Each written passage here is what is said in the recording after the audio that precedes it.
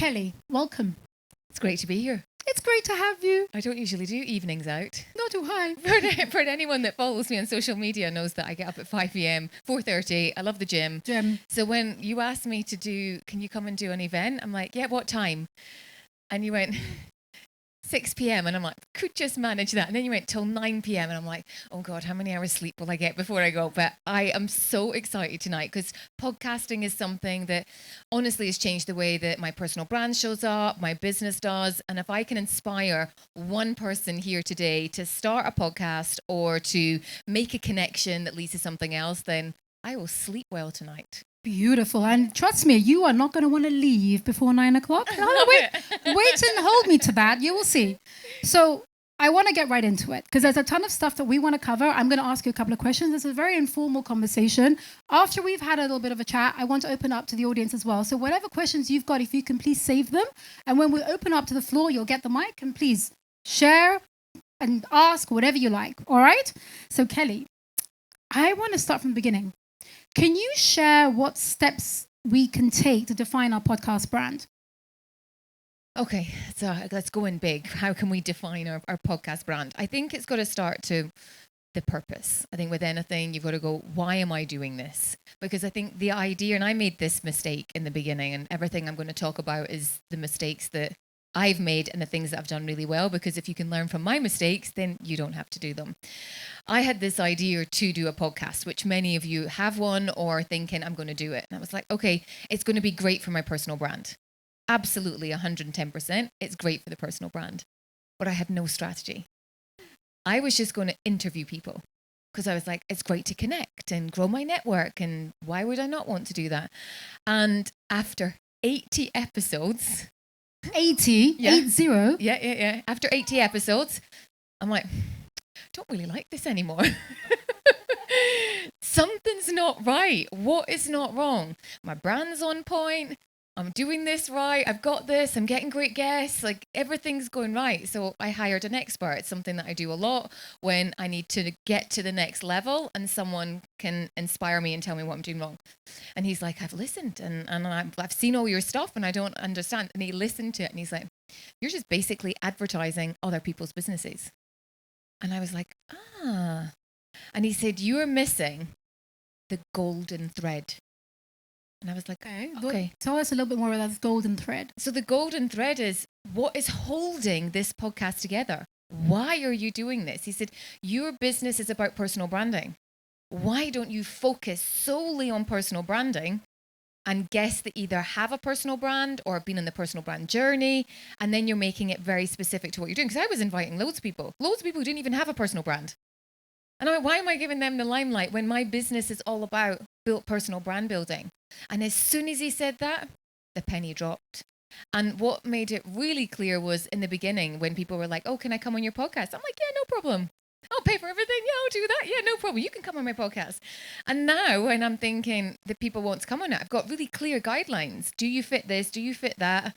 Can you bring this value? Can you do this? And if they can, and we're like, okay, it's a great fit. So I think that has got to be the first thing that you think about. Why am I doing it? What's the golden thread that's going to hold this together? Because I don't want you to get to 80 episodes and fall out of love with it. Because then I fell back in love with it. And then we're now at I released episode 127. Wow, well today. done. Yeah, Claps so, for you. Yeah. So I think Simon Sinek would be very proud of you. Start with why. It's one of my favorite books. And I think if you keep the why at the core of everything you do and you define what it is you want to try and perfect and what is the message you want to get out there, that why becomes a lot clearer. Yeah. And I think you reached it. I mean, 80 episodes is a lot, but at least now you have a clearly defined why. Yeah, I would even take it a step deeper than the why. So this isn't my first podcast. My very first podcast I launched back in 2011. And I thought I was late to the game in 2011 when I first launched my podcast. So I was working heavily in the fashion industry then, and I launched a podcast called Where Catwalk Meets Commerce. So the idea was to bring people in the fashion industry together and talk about the business part of growing a fashion label, which was great. But my challenge was I'm getting all these connections, but it wasn't leading to anywhere. And the sense was it was so much effort, but I didn't have a product to sell. I didn't have anything I didn't have anything for it to go anywhere. So after 50 episodes, I stopped that one. Wow, you like big numbers, huh? You stop at 50, Well, 80. I'm kind of all into You don't consistency. do the analysis at like 15, No, 20. because I think you've got Keep to try going, it. huh? And I think that's the whole thing, that, you know, you got to get to a point, if you still love it, keep doing it. And if you love it and it brings you something, then keep doing it. But then after a while, it was like, no, 50 episodes, I'm done. It was a nice, tidy number as well. Nice. I like that. So do the evaluation as you're going along, but don't stop just because you haven't got enough traction. So I think you've got to have that magic number. Set a number for yourself maybe and say, look, I'm going to give it a go for 20, 30. And I think there are these stats around that if you haven't hit 20, and there's the numbers diminish between 10, 18 and 25 episodes. So the longer you keep going, there's less people out there who you have to compete with because people give up. Past 10 episodes, you'll have a whole bunch of people who just fall to the wayside. Yeah. So the fact that you kept going to 50 and then your second podcast was 80, I mean, well done to you. Thank you. You know, it's so interesting when I look at like downloads back in 2011. Oh, you were like thousands and thousands of downloads. Whereas it's very different now. Very different. Interesting. That's very good perspective, actually. Because that's where the personal brand piece comes in. So that's the definition of the piece of branding, is that people think, oh, it's just a podcast, but there's so much more value in your personal brand equity into your branding podcast. So then this leads me to another point, which if you have a personal brand and then you have a business brand, you have that commercial side of the concept and you have your own personal brand. I have a marketing agency and I'm starting 2 other businesses, but I have a personal brand which I don't promote at all. So what should I focus on for the podcast? Because the podcast I'm doing is working with entrepreneurs who talk about failures. And very similar to you, I was bringing them on to talk about their wonderful business. But then I said, no. My criteria is you have to talk about your failures, your struggles, your setbacks, and you have to be a successful founder now. So it's not I have an idea, I'm going to launch it, let me tell you about, no. So my criteria became clear, but should I be focusing more about my personal brand or the podcast specifically? Because I think a lot of people have shared with me that do they promote themselves or do they promote the podcast as a brand? And are you meaning the name of the podcast? The name, the essence, the concept, the whole thing about the podcast itself. So as someone who's in personal branding, I think it's always going to be the person rather than the business that people are interested in. So if I was to say to the majority of people here, how did you know about tonight's podcast? Or how did you know about tonight's event? I would say the majority of people that have come from my side or seen it on my stories have been because they saw it on Kelly Lundberg .official, by the way. So if anyone's wanting to follow, there's a mistake up there. Personal brand versus business brand. So I would always say there's a huge part in it. And the way that I like to explain it to clients is your personal brand is your marketing brand. Your business brand is your business name, your invoicing. So Brand You Creators is my business. It's the invoicing part. So all the monies go through, but no one wants Brand You Creators on their podcast. They want Kelly. Or can you be on Kelly's podcast? I want to go on Kelly's podcast, not Brand You Creators. So I think that there's so much more equity and value. And I think when it comes to monetization, it's the personal brand piece that's going to get you more monetization than potentially your podcast. Or if you have your podcast as a different name, you've got to be pushing that under your own personal brand. Got it. Okay. So this is going to be a very interesting topic for a lot of people who want to discuss their personal brand versus their podcast brand. So we're going to go into a little bit of monetization, the holy grail. We're definitely going to get into that. So I want to also go a little bit more into differentiating our brand in terms of the podcast. I did a quick search and we've got over 5 million podcasts that are live right now. So that's very competitive. What do we do to differentiate our brand? Like if you can talk us through, let's say, the importance of brand equity, and how we can leverage our podcast to stand out within our niche, and pick a niche, whichever one you want, and just if you can give the core, let's say, takeaways or key strategies on how someone can actually leverage that to stand out. So I think, first of all, it comes down to quality. I think there's a lot of noise out there, and I know probably for myself, I'd rather watch something that's higher quality than lower quality. So I think quality speaks a lot. And it was around 80 episodes, that's where I changed everything and I started going into a studio, which I still get people that will contact me now going, hey, can we do it online? And I'm like, no, I'm not ready to go back online at the moment. I want to have the high quality footage. So for me, that's really important from a brand perspective, because I want to be seen as someone who delivers high quality. And I don't think you can get that online using Riverside or using Zoom. Great to start out with, but I think if you want to up level, that's how you stand out. I think the other aspect is then what you do with repurposing the content. So are you putting out lots of shorts? Are you putting them onto YouTube? Are you putting your whole video onto YouTube? Like, can you be found? And I think that's something that is really interesting. So I'm creating a directory of all the podcasts that potentially my guests can go on, that my clients can go on as guests. And I've done so much research as to podcasts that are out there, and I can't find them being visible. I can't find them anywhere. Or I go and look at them and they haven't released an episode in 2 months. And I'm like, is it worth contacting them? So then that leads into consistency. So how are you standing out? You've got to be consistent. Are you doing it or are you not doing it? And I think that's the one thing that I see is the biggest mistake that podcasters make, is they get 6 episodes, they get 10, they get 15, and then life takes over and they stop doing it. So you've got to find, if you're going to do this, I would say if you want to stand out, you've got to make time for yourself going forward to continue to do that. So you've got high quality, you've got consistency, and you've got to make the time to do that. And then I think you're looking at what is the style of the podcast you're doing. So if you're inviting guests on, can you get high quality guests on? If we had some amazing guests visiting Dubai, and I've just been reaching out, when you're in Dubai, do you want to come on my podcast?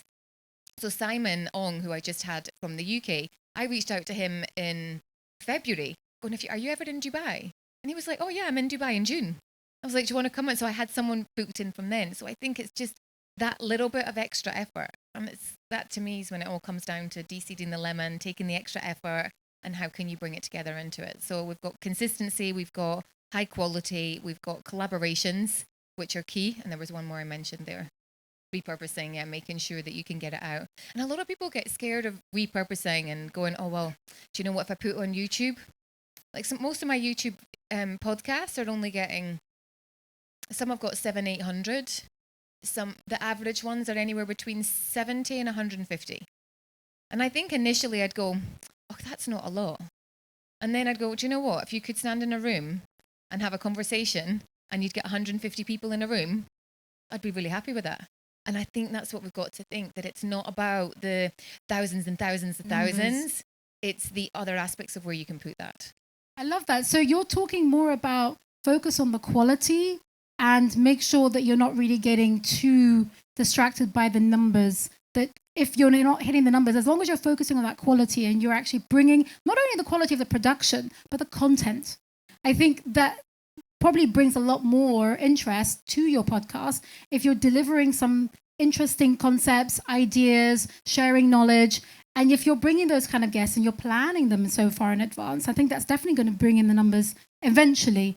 But I'll be interested to know, like, were there points where you thought, I'm just going to stop after you did the 80? Like, once you had that review, did you think to yourself, you know what, I'm just going to call it a day, and the numbers are not hitting where I need them to be? They're not in the multiple, like thousands, kind of numbers. Did you think, I'm going to just stop because of the numbers?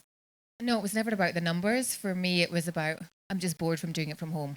If this content's boring me, then it's probably boring other people. And I use that kind of loosely. I just mean, it goes back to the quality. I wanted to make it exciting. I want to make it real. And I think for me, this is nothing to do with Podstar. I pay for all my content when I go in there. But it wows my guests when they come in. They're like, oh, wasn't expecting this. And that's what I love when I took my podcast to the next level, is I'm taking this seriously.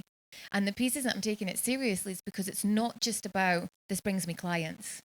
This brings me podcasting. And this is something that I wanted to convey today here, is that, sure, the monetary value and the monetization, great. But what it has brought me is so much more in terms of connections, networking, friendships, exposure, visibility, practice, public speaking. If you're not any good at public speaking or you're not very confident, podcasting is a fabulous place to start, because you learn and you just build up your confidence from there. So I honestly think it's one of the best things you can do for personal brand building. Love it. Thank you for sharing that. Now, my last question before I hand over to the audience is the monetization. So it's a big topic for podcasters. And what I want to know is, how can we utilize our podcast brand to build a loyal audience that will eventually pay for the content on certain platforms? How can we potentially, hook those sponsors, do those kind of deals where we already have a sponsored season, let's say? I know that from my side, when I was starting, everyone kept saying to me, you need to at least have 20 episodes under your belt, get the numbers up, do the analysis, and then go for a sponsor. And I was like, if anyone knows me, I do everything backwards. So I'm like, no. I'm going to get a sponsor, I'm going to launch, and then I'm going to figure it out. And that's exactly what I did. So a lot of people are stuck at thinking and figuring out who would be their right sponsor and how can they take their brand and use it to attract those sponsors and build that following to be able to maybe sell their content. Can you give us a little bit of insights into that? So I think I'll go back to, I don't know about anyone else, or maybe I can ask this question and see, what number of downloads do you think you need to have before a podcast sponsor is willing to invest in you? Shout out a few numbers. How many downloads? Come on, don't be shy. 500? 10,000? Yeah, it's very true. So my interpretation a couple of years ago, because I'd seen it online and I'd spoken to people, was 5,000. I thought I had to get to 5,000 downloads. So I never even considered looking for a sponsor because I was like, got to get a 5,000, got to get a 5,000. And the reality is now, getting 5,000 downloads is huge. But the personal brand piece is what you can offer a sponsor is so much more. So when you think about sponsorship from a personal brand perspective, it's not just the downloads and the listens. It's the snippets that you can share on social media. Some of those for my guests get up to 30, 50,000. It's the YouTube. It's the brand alignment. And there's so much that they can get from that, more than just the downloads. So that was the biggest game changer. Don't be stuck on a number. It's exactly right. Who's the sponsor? But how much personal brand equity have you got that they want to invest in? Have you got a social media following? Can you stand and speak? Is there other places that you can be creative to put their banner or talk about them or bring them into the conversation? So I wanted to say that piece that I wrote down some stats actually, which really surprised me. That if you get more than 115 downloads, you're in the top 25%. Wow. It really surprised me. If you get over 1,000 downloads, you're in the top 5%. Paid episode. So this was on kind of when I looked at a number of different... It's really not big numbers at all. So it's not the whole holy grail of the 5,000 or the 10,000. Because when advertising brands, and again, they'll pay based on the number of that. But if you want a brand to invest in your brand, they'll pay way more. And they're buying into you and what you're offering. So when I decided at the end of last year, I wanted to get a paid sponsor, I was like, oh, okay, this is the first time I've ever done it, because I thought I've got so much more to offer than just the downloads. I've got the social media following. I've got this, I've got that. I can bring them into it. And the first person came to me and did them a 12-week stint. And that was the first time. I love that. So I think it's one of those, it goes back to the lady in the back who is, you're contemplating starting a podcast. And I think a whole bunch of excuses come to you. And I don't mean that in any bad way, but you will think of so many reasons why you're not ready. I just think we need to stop putting the excuses in front of us and just think, I'm going to do it. I'm going to start. I might be awful. They might not get any views. But eventually you either love it and you'll continue, or you'll just realize this is not for me and you'll give up. So instead of, I think, procrastinating until everything is perfect, until you get those numbers or whatever, just keep putting the content out. That's, again, a testament to your commitment to creating content, which is supporting your business. But you were able to get the sponsor without getting those high numbers. Yeah, I think the other piece in that is everyone that's sitting in the room here is here to learn and here to grow. And that's why we're here. And doing a podcast, you learn and grow from guests if you have them on, from your own experience that you're doing. That, I think, is potentially one of the biggest gifts you can get from it. And then if it's a bonus, if it leads to something else. I had someone on a couple of weeks ago. Simon actually was on my podcast a couple of weeks ago, and he gave me this tip. And he said to me, if you're looking to get more speaking opportunities, you need to do this, this, and this. And he said, but one of the things you need to do is you need to pre-hype your event. And I was like, oh, well, I'm speaking at a school next week. Should I be pre-hyping the school? And he's like, yeah, absolutely. And I was like, oh, okay. So what he meant by pre-hype was get your graphics out, talk about that. So this was just him who's already doing that, giving advice. So I did that. And that month was the best performing post I had. Least liked, best performing. And I was like, oh, okay, maybe it's because I was going to schools and kind of doing something else. I did it again. So I was in a corporate event with Damak last week, and I pre-hyped up the event, really looking forward to going, love, blah, blah, blah. And it was the best performing post again. And it was the least liked. And I think this goes back to the numbers. It's less about the numbers. It's about the engagement. It's the value. It's what you're doing. But that had come from someone on podcast.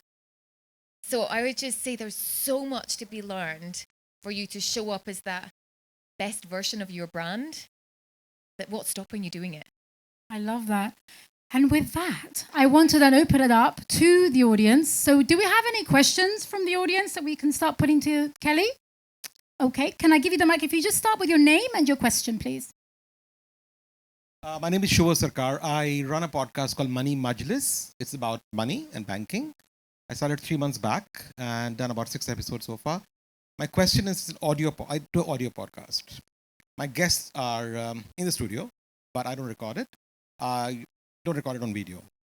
My question to you is there merit to move to a video podcast from an audio podcast? Will it make any difference? I am ranked in the top 10 now in the country on business podcasts. I'm number 5 actually. Will it make a difference to move to video or not? I think I could probably open up to the room and they would probably give you the answer. Can I just first of all give you a big round of applause for being in the top 10? Amazing. Well done. You said that so, humble. But that's a huge achievement. Bravo to you. Okay, sorry. I would say yes. Yeah. I would say I would rather try it. Okay? And if you go, do you know what? I don't like it, then you can stop. But imagine you become the top 2% because you moved on to video in the next 6 weeks or the next 6 episodes. So I would always say it's better to go, do you know what? I didn't like doing it and it didn't work, but I would say 100% because it gives you so much more leverage, visibility, and credibility in that place because more people could see it. I think people can't listen, like on LinkedIn. I get a lot of views on LinkedIn because they can see the 30-second snippet or the 1-minute snippet. And I think in that capacity would be amazing for you. So yes. Thank you. Next, yes, Willie. So I'm the opposite of the gentleman. Sorry. Hi, my name is Waleed. I have a podcast called Checked. Hi. So can I sit down again because I'm in the front. So my question is the opposite of the gentleman. I exist only in YouTube, TikTok, and Instagram. I do 40 to 1 hour episodes on YouTube, and you were saying about the downloads and all of that, and I feel like I'm missing out on the audio. I feel like the main thing is the audio. For me, the main thing is YouTube. So do you think I'm wrong in that? Should I do audio or should I stay in YouTube? And I don't know about, if you're talking about the downloads, you're talking about Spotify, right? Spotify, Apple, like all of them, I Amazon. don't exist there at all. And I've been around for 4 months now. But you've already got the content. So Yeah. someone could just take the content out. It's a very easy, to take the audio piece from your YouTube and then upload it. And it's just when you have one hosting platform, it can be uploaded to the 50 or whatever platforms are that are out there doing audio. So it would be a very easy. Cool.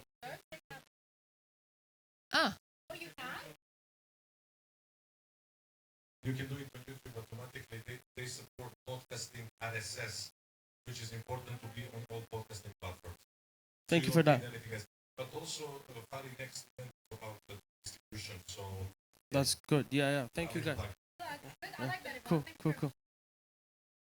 Okay, so look, you're on the community chat. You just have to ask a question. You've got Ivan and like 200 other people. Oh, no, we're at 100 people. See, I'm already preempting the 200. We're going to get a lot of support. So I literally, when I have my video, I just put it as an MP4, and then I also take out the video, put it as an MP3. There's so many resources. Why? I don't know. But at least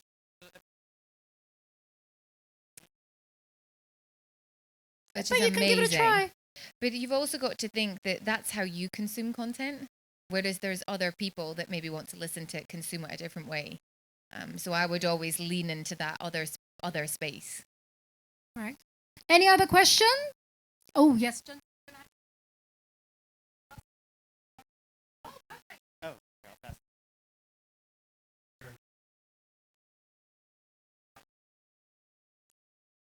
I have a couple of questions.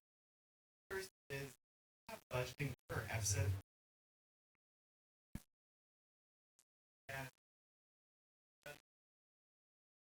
So do I have an ad budget for that? So no, I don't push any. My spend is the studio and my spend is the editing.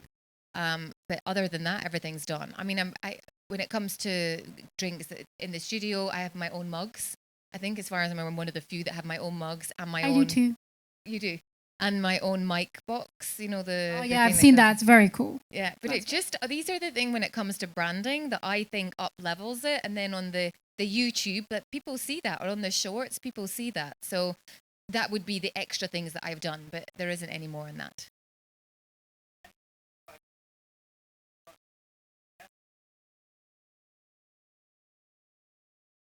I love going on podcasts. So I think for me would be, is it in person or is it just online? I would always prefer in person because I think the quality is better. Will they give me snippets? So actually in my research of creating the podcast directory, which we should speak, because anyone who's got a podcast here who's looking for guests, I want to know so I can put it in the directory. So I'm doing all this research for my clients and I reach out to someone and he's like, oh yeah, can you just come on? And he's only done 6 episodes, but the channel's growing so much. And I was like, yeah, why not? To support someone back. It was in advertising and marketing. So 100% I would do it. It wasn't in the evening, so it was fine. Thank you Not for that. coming at 9 Any more o'clock at night. questions? Can we get? Yeah, go ahead. I'll repeat it as well in case they can't hear.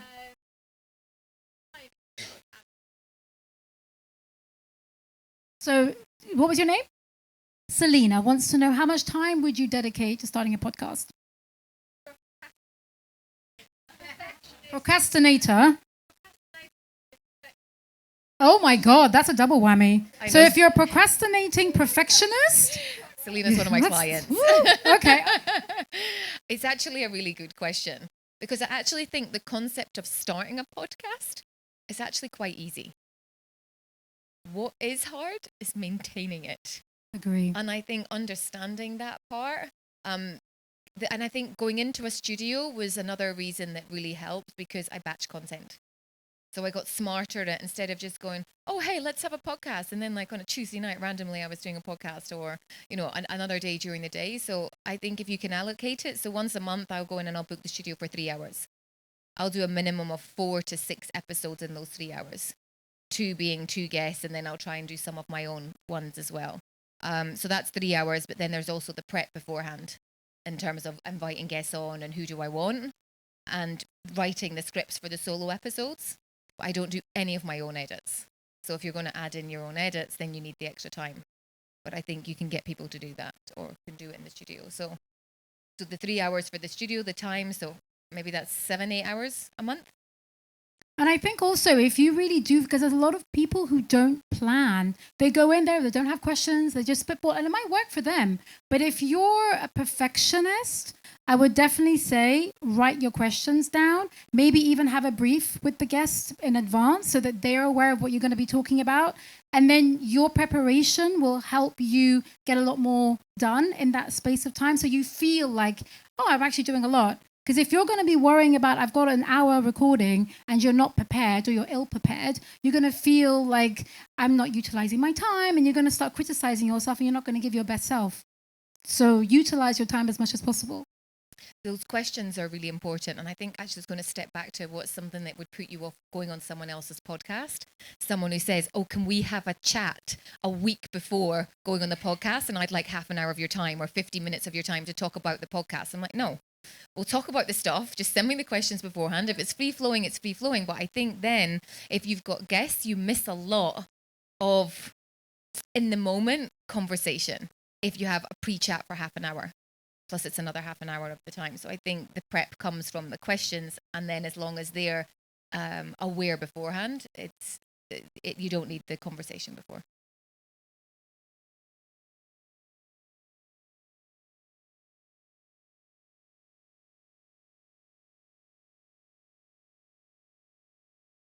Yeah, but I think if you have all the same, then it can be quite boring.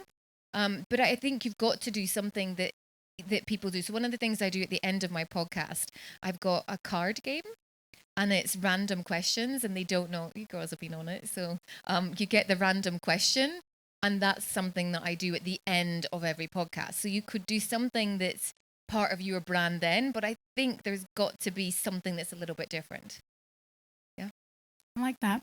More questions. Yes, Ahmed, I need, if you can get a mic to Ahmed. And then also we've got two people sitting next to each other, which is handy. Thank you. My name is Ahmed. I have done more than 200 podcasts, Yay, well done. but I don't have my podcast. I've been a guest on other people's podcasts. I've hosted a lot of other podcasts. I don't have my own podcast. It's crazy because I never just came out with a name. And it's crazy because if people are here in the room, maybe they can advise me. I have to come up with a name with Procast. I procrastinate, like that person. Maybe I can have that. Oh, but you guys can even put in the community chat. But mainly my name of the podcast show, the niche. Me as a person, I love talking, love hosting. But how do I know what niche it is? Because I love talking to people from different industries and niches, right? Maybe that could be in a podcast niche itself. So niche, how do I get that? And a good podcast name. Anyone? Thank you. Thank you. Wow. So first of all, I'd just go back on that. All those 200 podcasts, where are they? Have you got all those links in one place on your own website? Where are they? They're not published. Basically, he's got. Okay. So I would say the first thing before, because you've got all that content out there, so that relates back to you and your brand, I would put that all on one page. I would find all of those links and link it back to your own personal brand webpage. Then once you decide what you're going to call your podcast, that's fine. That can go under it. But you want to have all those links. So the SEO and the name association connects back to you, because there's a lot of credibility and conversations and knowledge in that space as well. So you could even take snippets from that and do something. But they've all got to be in one place. So I would say that's one thing I would do. For the niches, what's the goal? I mean, what's the business that you're in? What's the end goal? What business do you want to be in?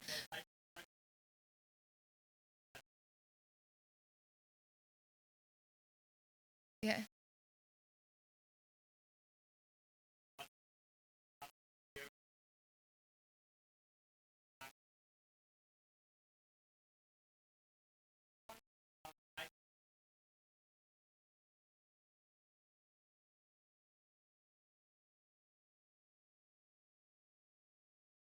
Yeah. But I would say the one that makes most obvious is marketing, because then you could have any niche, but talk about their experience within marketing. So you can still have that broadness, but you've got to hone into that golden thread somewhere. Or else, so if I'm thinking, I would come and listen to it because it's about marketing. If you've just got loads of different people talking about stuff, I'm like, no. I'll go and listen to something else that I know I can get that focus from, because it's too much noise. So for me, marketing makes more sense. But what have you got to lose by trialing the first 10, 15 episodes focused on marketing? And then if you go, do you know what? I don't like it. Change it. We're not a tree. We're stuck. We can move. Yeah, I mean, you've got 200 episodes. So with that, you can cherry pick how you want to package that up. Good advice. I would say the marketing piece, I'd lead with that. Yeah. But then it could be marketing in real estate if that's something you wanted to do more super niche. But it's something like Marketing Made Simple. The Marketing Made Simple podcast. Oh, that's nice. I like that, finally.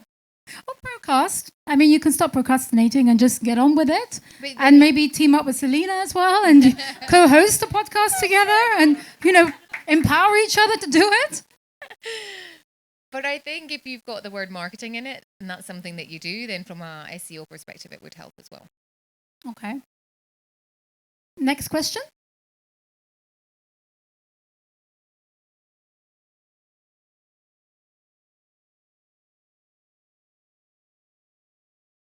Nice. With a non-American accent.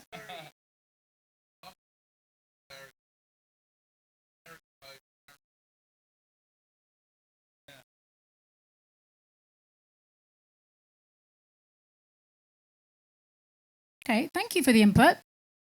Next question. Yeah, I'd love to try.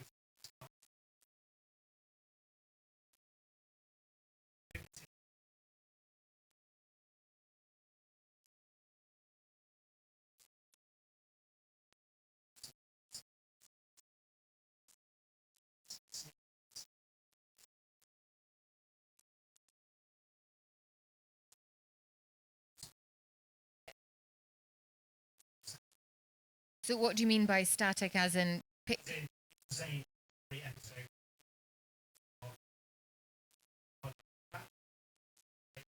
is that because you don't have guests because it's just you that's on? I have guests.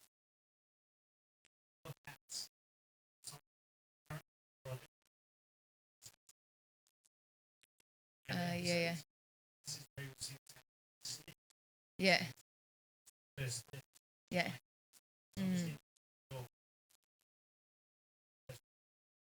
Yeah, and I think it was Stephen Bartlett that kind of revolutionized the way podcasts were seen. So Stephen Bartlett, for those that maybe don't know, is a big podcast host. He has the Diary of the CEO in the UK. And I was part of a mastermind last year in the UK where Stephen Bartlett's head of content came to the mastermind and shared behind the scenes of what was happening. So Stephen, the team, hired an ex-Disney trailer maker to make the trailers of the podcast to take them to the next level. And that's where a lot of now has come from. What's the snippets? How do you bring it in to capture people? And it makes sense if you think about how a trailer is made for a movie. Why would podcasting not go in the same way to share this is the part that you're going to know? And actually, it worked perfectly. Where Gary Vaynerchuk, I have a bit of a love-hate relationship with him. I think that there's times his content is brilliant, but his shouting and his brand's not for me. But he had this podcast on YouTube that came out, and the hook was his 4 friends, but it was something that when you get to 60, you're going to want a personal brand because you're going to care about something that you want people to listen to what it is you're talking about. So it was all these uber, what was he, like an NBA player, and there was like top chefs and what have you, all his friends there. I listened for 15 minutes and he still hadn't got to that bit. And I was like, but that was the hook. So I was in with the hook of what they wanted to talk about because I was like, okay, impact, that's something that maybe I can encourage other people. I've got some clients that are coming in that are finished their career, but they've got more to give. So how do they do that with their personal brand? And I listened to this episode and I'm like, right, I'm not interested now. It's 4 guys talking about this. It's not my thing. So yes, I would say that worked.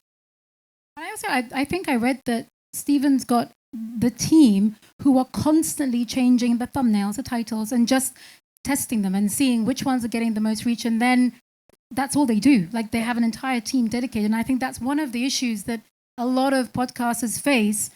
The problem is the title, the hook, the thumbnail.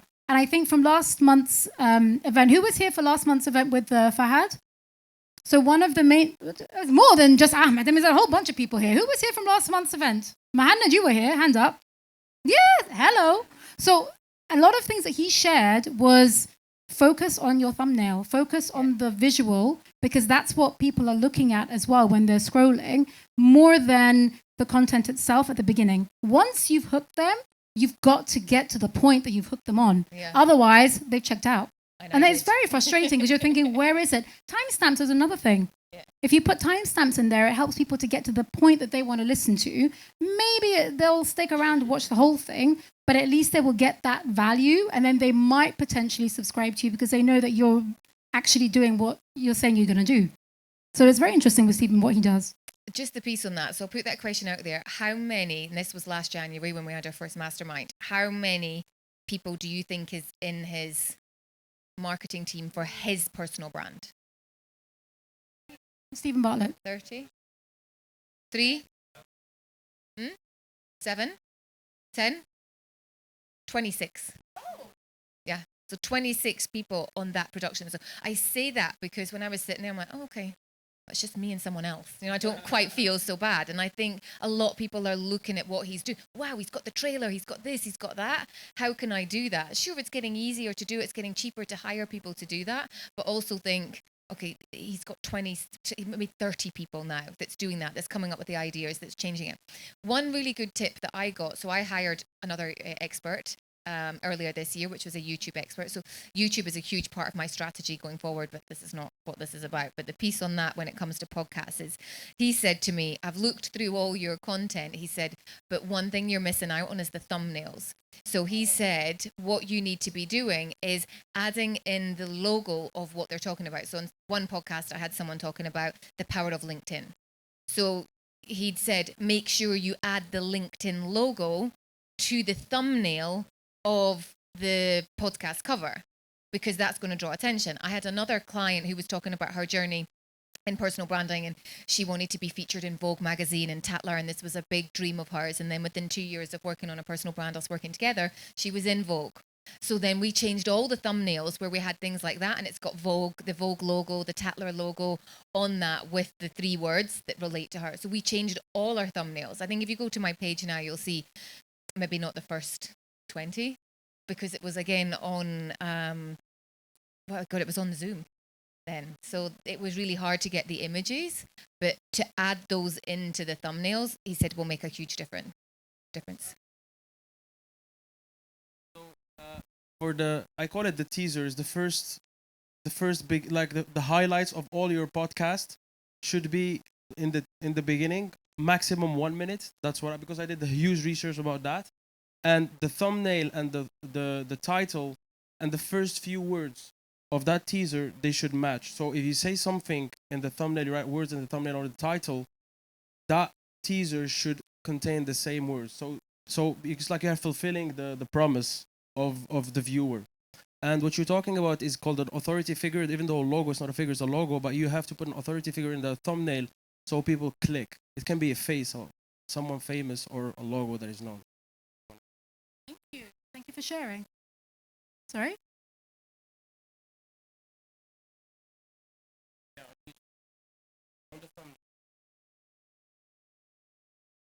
Good to know. Do we have a lawyer in the house? Maybe you can advise us accordingly. They can come and hunt me down for my 75 episodes. You've just given me an idea. I'm gonna thank you for that. You know, I've got another topic for an event. Thank you very much. Okay, coming soon.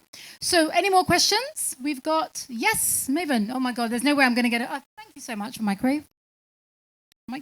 Hi, David. I had a question. Where do you see your podcast going? Ooh, that's a very good question. He's always giving really good Yeah, questions. I love that. Where am I seeing it in 5 years? I would like to see it that I bring it to different destinations. So a huge part of my strategy is speaking opportunities in different countries and making those speaking opportunities happen, whether it's for brands, whether it's my own events, but to then take the podcast on the road and do it in different venues or different countries. So then you open it up to different connections, you know, Miami. Yeah. Yeah. My first 4 were successful high net worth individuals in Miami, and then I decided to bring it here just to get the different perspective also with markets, the different markets. Yeah. So I think it'll be interesting, the comparison also. And to see how it goes. Yeah. Yeah. So special editions I'd like to do like that. What I had on my bucket list about 10 years ago on it was to have my own show. And I think in those days when I wrote that, it was probably my own TV show, doing whatever it was. But I think now there's so much more even in having your own show on YouTube and the people you can reach. And it goes back to the purpose. what's the purpose? So my purpose is, personal branding, but my core value is to inspire a minimum of 5 people a day to take action. That's my value. So whether I do that through podcasting, whether I do that through someone sees something on YouTube, through speaking, it all connects back. So Nice. does that Thank you. suffice? I have a question before we're finished. I have one Go to ahead. go out to everyone Go else. ahead. I'd like to know, has this evening inspired anyone to start their podcast? Dun, dun, dun. Hands To up. Don't be shy. restart. Put your Okay. hands up. Yeah? Okay. 1, 2, any more? There's a potential hand going 3, Okay. 4. Oh, So just to 5. restart. Fabulous. So restart. What's the name? Wait. I did. So basically, I started my podcast almost, I stopped it a year and a half ago almost. And I started it during COVID time in like 2019, and it was virtual, during COVID time. So it was virtual, and it was like, again, I understood you. So really, this talk resonated with me so much because I felt burnt out because I would do one episode every single day and there was no time span. Like you just record and you just are always reaching out to people and it gets exhausting and you lose a sense of purpose. And then, I stuck with saying virtual, but then I got to a point where I did 130 episodes and I was like, no, it's like, I don't feel it's me anymore. I feel I'm at a different level. So I had to put an end to it because I was working in consulting too. So we're 2 different worlds. So yeah, I'm planning on coming back again soon this year, hopefully, but more in person, like you said, in a studio and focusing on, the brand itself, how it looks and adding like the small details and not just like produce, but really more become intentional and have it high quality. So really, thanks so much for the talk. So I was literally thinking, thanks so much for re-inspiring me to like actually take it slightly different, not I think love that. Yeah. Give her a round of applause and some motivation. What are you going to do? I have a creative agency called, my name is Sachi. I have a creative agency called The Conscious Circle. What we do is we are trying to bring entrepreneurs who are within the conscious space, which is more sustainable, ethically developed. So I would like to work with founders who are within that space and kind of start my podcast there. Because I think that marketing in today's age is really cluttered, and I feel like we need a space where, we take it slightly differently when it comes to conscious brand building. Brilliant. So, yeah. So when are you going to start recording? This month. Love it. Yeah. I know. I'll be on the. I'll be at Potsdam on the 30th.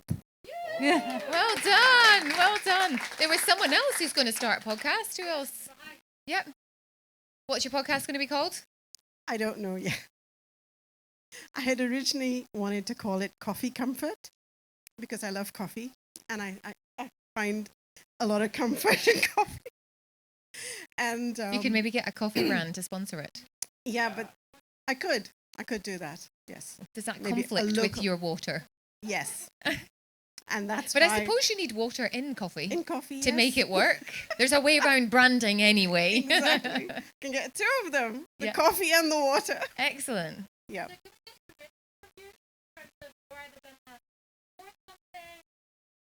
So my birthday is on the 2nd of September, and I'll gift myself starting the podcast on the 2nd of September. Woohoo! Another one. Inspired to action.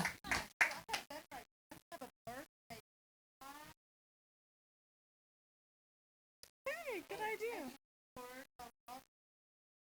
No That's a good pressure, idea. first episode. Anyone else? One more? Who's going to start? Was there someone else? Andrew, I'm impressed. I have been thinking about it for a while. I just need to get around to it. I Good. did have one podcast before, but that was just a weird little side hustle that I did when I was bored during COVID, which was about fantasy football. So, but my main focus is I work a lot with startups, and this is why we had an opinion on marketing podcasts, because I get massively frustrated that so many of them are just really fluffy and lack any substance and just talk in superlatives and like, but we're amazing. And it's like, but never actually give you context as to how they made impact. So I was thinking around a working title of something like Unfiltered. So actually, how did you deliver impact for businesses, and more in the kind of concept of building in public. So someone I follow is a guy on Twitter called Levels.io, and he is just constantly building small businesses, but he'll show you everything, like whether he's been successful, whether he's failed. It's quite fascinating content. So something in that space, I think. Yeah. Thank you. Yeah. And we're working on the personal brand. And we're working on the personal brand. So yeah, plenty to do. So I think I'll commitment within the next 2 months, because I love that. That's when I start. Andrew.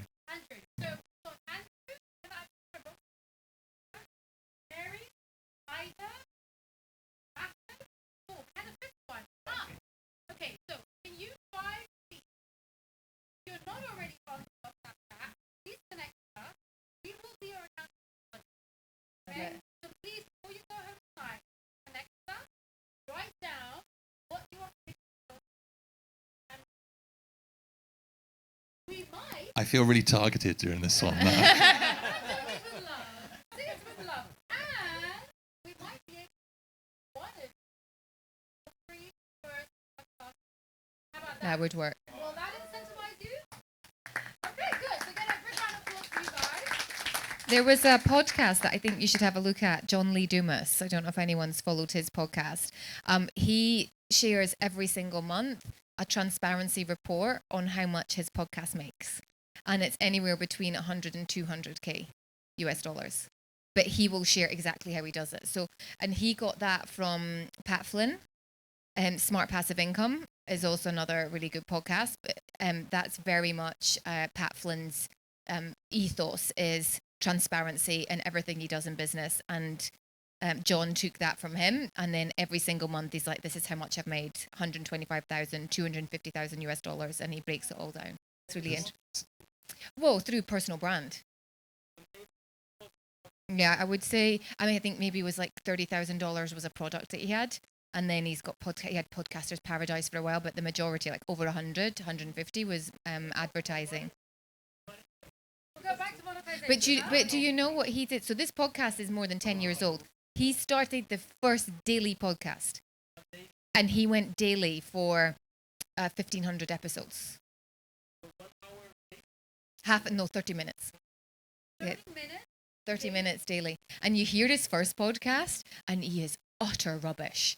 Like, and he very much talks about this. And this is what I think from the brand piece is that you got to start somewhere. And he played it on like episode 1000. He was like, this was me on episode 1. And he's like, hi, welcome. You know, and it was just so yeah, totally. But it was showing that progression of where he'd gone from that. But he's a great one to follow. John Lee Dumas. He interviews people. Yeah. Yeah. So I would take a concept. So that was because then I was listening to other people and I'm like, oh my God, they don't have guests. I actually quite like listening to some podcasts where they don't have guests because I'm going specifically to them for that piece of information. So Alex Hormozy, he doesn't often have guests. Often his is 20 minutes and you're in and it's like boom, boom, boom, boom, boom. And I'm like, thanks very much. You join me on my walk home. And I'm like, okay, if I like consuming that, maybe there's other people that like consuming that. Plus also time. And your podcast doesn't need to be 30 minutes. It doesn't need to be an hour and it doesn't need to be 2 hours. It needs to be as long as it needs to be for that message that you're going to give out. And I was like, okay, sometimes I'll just talk about this aspect. And then people know if they're coming to me, this is a solo episode dedicated to how to get a great brand for, coaches, or how to do this aspect, or how to work on this piece. So it allows me to do a few when I intersperse them with the guests. But sometimes they are more downloaded than the ones with the guests, which then surprised me on my stats. I was like, oh.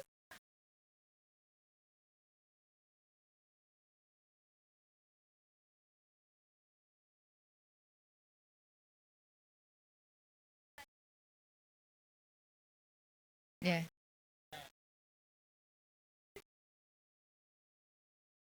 Yeah.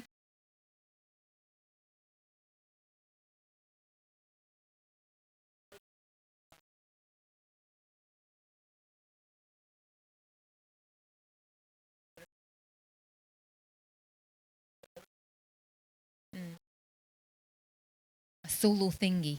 I like that.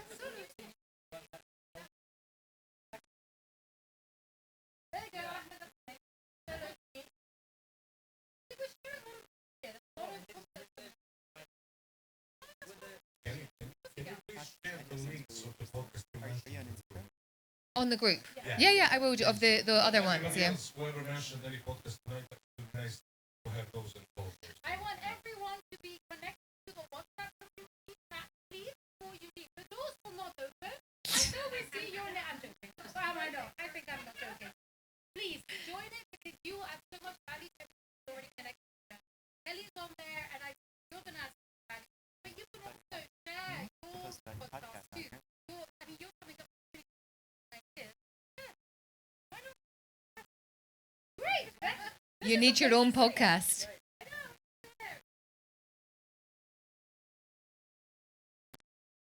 Can we get a microphone down here? This is the monetization question. I'm going to have to get you to Okay, there you go. I'm fine being interviewed on other people's podcasts. I just don't share it on Instagram until the other day, but that's another story. Monetization, if you're not Joe Rogan or earning $100,000 a month from a podcast, like a small man's podcast, let's call it, like the regular Joe blogs. Starts a podcast, gets a sponsor, other ways of earning money. What is the earning potential from a small man's podcast? How much do you want to spend on a pair of shoes? You know, Well, it depends on the brand. Exactly. Do you want to spend, how much is your personal brand worth? You know, and what is that brand willing to pay? You know, it could be anywhere from $100 an episode to $1,000 an episode, $1,500 an episode. Is anyone getting paid more than $1,000 an episode? Okay, yeah. So maybe anywhere between $100 and $1,000. Which kind of covers the costs. And some. A little bit. Yeah, That's but I your would shoes. always say in that space, so one of the things that I created, because again, I was thinking about this, and I created a podcast deck. And I think that's something that if you're wanting to go out and high level attract people in, you want to have something that is of quality to showcase. Okay, this is maybe the guest that I would like to have on. So maybe if you're starting it. So for me on mine, I've got, these are the guests that have been on there, notable guests, but you could have types or typical guests I want to have on. And you can future proof what this looks like. Does that make sense? Because it's going to come down to, okay, you might not have the downloads because you haven't started yet, or maybe they're only small, but how many views could you get on your YouTube? Or how many views could you get on Reels? 600, 1,000, 1,500, 2,000. And start with that. And that's then where your social media will grow, because you now, the fabulous thing is you can cross-collaborate with collaborations that they then put it on theirs. And then tying in with what you said, Fari, earlier, you went out and did it the backward way, and you succeeded. Because you've got a community as well, though. That's the building that in. Yeah. So what I did was brand, and that's one. So Laura get a guest.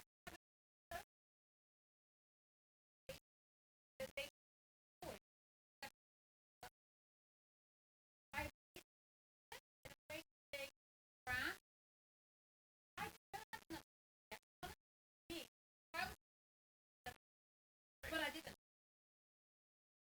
So, okay. Oh, but you're loud. I know. I thought there is a mic. I don't really need a mic, but I'm just doing it for the piece as well. But to be honest with you, I honestly would suggest go more into building the vision of what you are creating. Who is it you are targeting, and what is the message you're going to get out there, and why would your sponsor be on your podcast?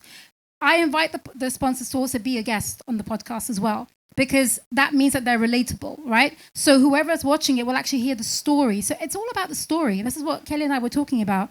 You have to be able to be really good at storytelling and let that shine. It's not the brand that's going to come through. It's more about the stories. So the brand wants to hook onto the stories that are being shared.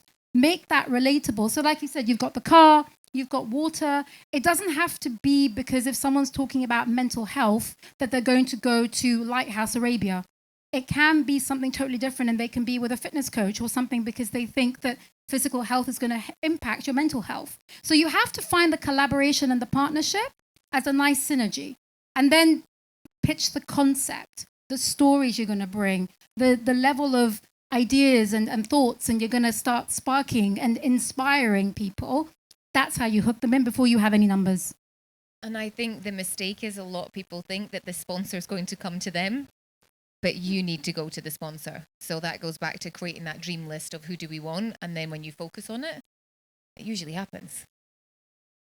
And also manage their expectations, because they might think they're going to get X, Y, and Z, but you have to list what they're going to get and deliver. So your deliverables have to be very clearly defined, and then make sure that you're able to honor those, because that's the worst thing you're going to do is say, I'm going to give you this many pieces of content in 1 month. And that's where I had a very flexible relationship, because I really underestimated the post-production. And that's before I understood that, Pods are offering the post-production side of things. So from my side, I wanted everything wrapped up in 30 days. 10 episodes? Yeah, it took us 3 months. Now, we've already put out 5 episodes much faster. We did a live conference, did it, edited out. So you learn as you go, but you have to manage your expectations of your sponsor to be able to maintain that relationship. They might be a continuous sponsor. They might be a one-time season. There might be a one-time episode. It's trial and error. And I think that's one of my key takeaways from this conversation. And it's trial and error, experiment. Before you can say, I don't want to do audio, try it. Before you say that I don't want to try Spotify, give it a go. We have another commitment. I love this. I'm gonna talk about money now. So, yeah, because when I started a podcast, I wanted to do it because I love it, and then I started having income out of it before even like realizing like, oh, this is a source of income, like a digital asset.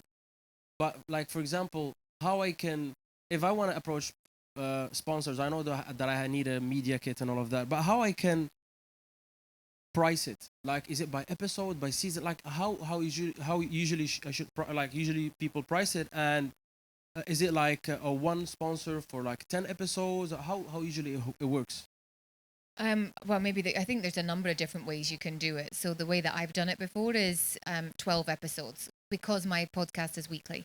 So it depends the frequency of your podcast. So I did 12 episodes for 3 months, one for them to see how it goes, and then it was a one-time fee for it, but you would work out what that would be per episode, or maybe they divide it per episode. And when do they give it? I put it in here because in your podcast deck, you would put in here like the summary of sponsorship benefits. So what would they get? And then how would you sponsor it? So is it at the start of each episode, Kelly will read the pre-written and pre-recorded script to maintain the authentic link? Are you going to put it in mid-roll? Are you going to put it in at the end?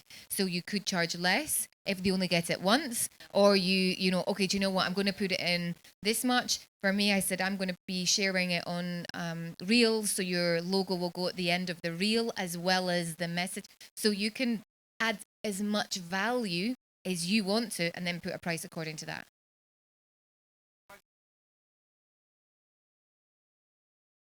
Doesn't have to be. No, but your personal brand equity, like how much are you worth?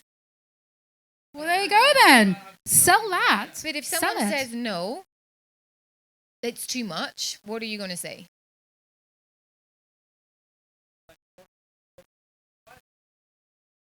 No, but you want to offer them both. You put the package together. Yeah.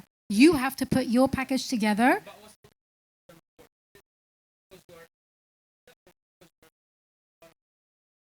Again, it depends on your brand. It depends who is the sponsor.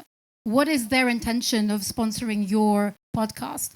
If you're very big on YouTube and they want to reach that audience who are visual and then they'll do that. If you're already big on social media, then they'll jump on that as well. So if you have YouTube and social media, but you're not really hitting the audio market, then you just focus on that. If you want to add audio, you can, but you just have to build the package and then shop around to find the right match for your sponsor. If someone, like Kelly said, if someone says no, that doesn't mean you're not good enough to get a sponsor. It just means that wasn't the right sponsor for you. No. I would just go back and say, what is your budget? Yeah, so it's not a no. A no is never a no. It's just going, okay, so what is your budget? And then well, it could be. And they go, well, my budget is this. And then that's up to you going, do you know what? Well, do you know what? Why don't I try it for 6 episodes and then see what reach you get out of it? And what's the call to action? So if the call to action is this, you've got to get a discount code or this, then you can start to monitor it and be like, well, actually, do you know what? You have got X amount of business. So why don't you double this for the next amount? I do think that there is a fine line between negotiating and convincing. I think if you're able to negotiate your price, great. Exactly what Kelly just said.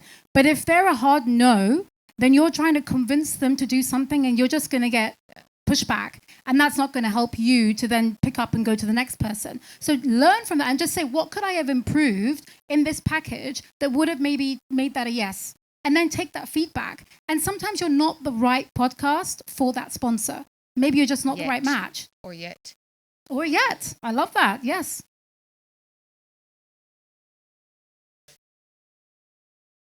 Are you monetizing also double monetization of YouTube as well?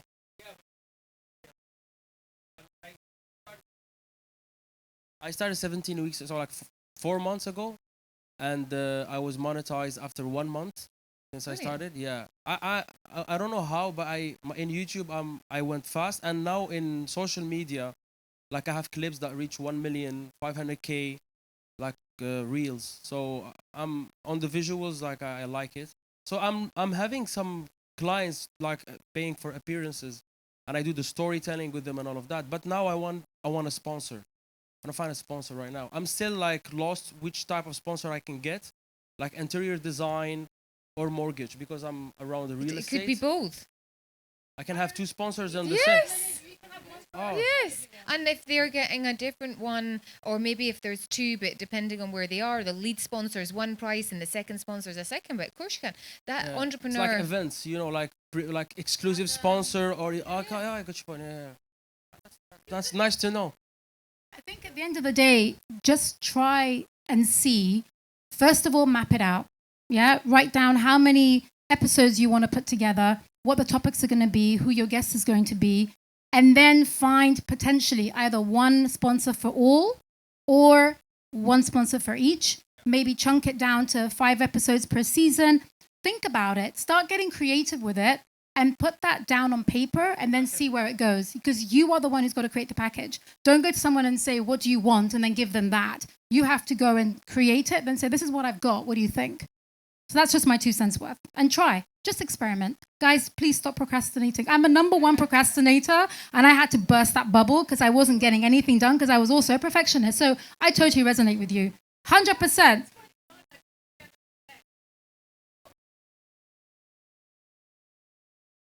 And what happened since then? Can you come on and do a commitment as well onto the WhatsApp group? Commit to that. So what's your commitment going to be? When? I need a date. Now? Like tonight? Go with the 7th of August. So you're going to join the WhatsApp group, put your commitment in there, and we're going to hold you accountable.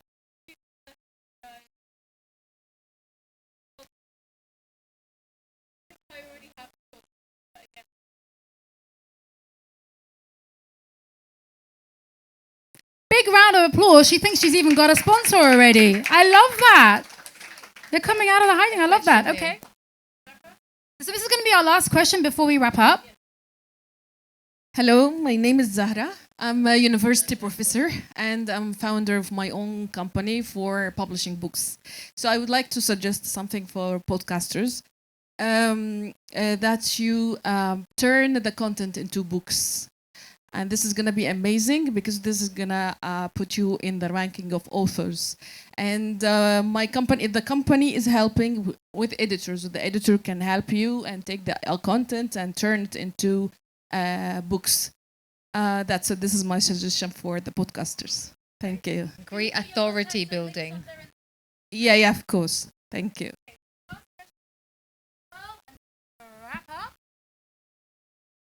So I just have a suggestion, something that I put together just on Canva. I had my assistant do is a podcast brief, which is sort of like the deck, and it talks about the mission, like the values and the mission of the podcast, who's the target audience, some analytics, and I also put together different packages. So it's not just one package; it's different ones that they can choose from, whether they want to be a sponsor or it's a paid guest. Depending, obviously, they have to align with whatever the theme of the podcast is.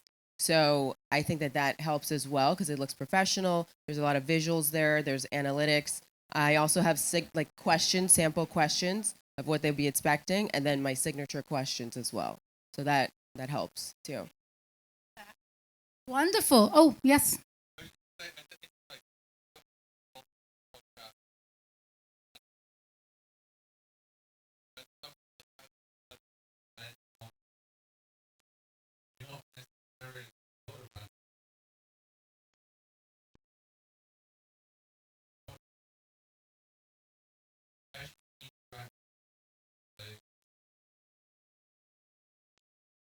Waleed.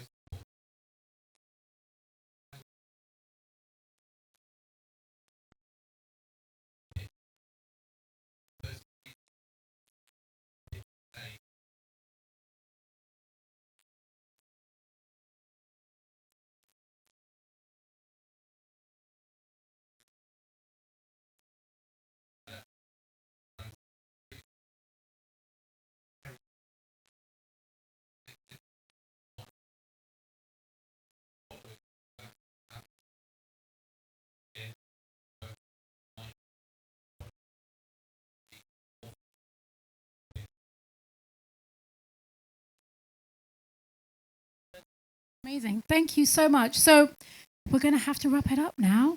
From my side, thank you so much for bringing your insights and sharing your knowledge and, of course, offering this amazing takeaway that it can really help people to actually follow that sponsorship dream that a lot of people wish they could do it, but they don't know how. So you're going to give them the how, the what, when, who, the full shebang. So for us to be able to actually give that away tonight, anyone who's been sharing, before we leave tonight, Kelly's going to pick one person who's actually posted a story, anything on social media, and tagged her and tagged PodClub. She's going to select someone to give this free complimentary bundle. And then we're going to share also tomorrow on the WhatsApp group. Anyone who wants to purchase it, you can as well. All right. So before we wrap up, can I please ask everyone to give Kelly a big round of applause for being here? Thank you, everyone. It was so nice to see you.